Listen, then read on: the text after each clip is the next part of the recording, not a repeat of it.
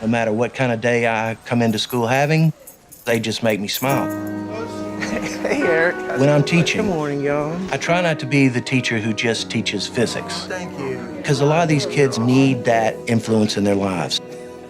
And I try to teach my kids that life is precious and they have a whole life ahead of them.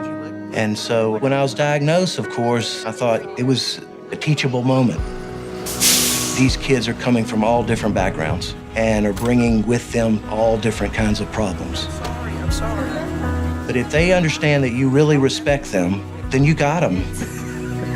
When their guard comes down and they realize that this adult does care, they become dedicated and suddenly engaged. So here's what we're gonna do.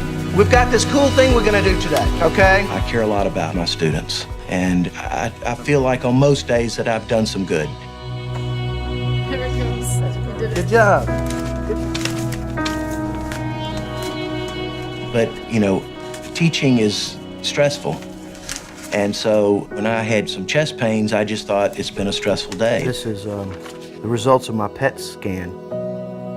But it persisted, and the doctors could see there was a mass on my thymus gland.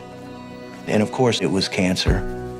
These are notes from some of the kids. And see, they call me Munchie. I'm very proud of these. Dear Mr. Mutchnick, it's thanks to you that I realized that failure isn't the end. It's the start of the learning curve. These are treasures of mine. Having a special relationship with my students, it was scary at first. I thought, how can I help my students if I'm sick or if I'm not here? Dr. Butler was well known as one of the best in the country, so we said, let's go with Dr. Butler.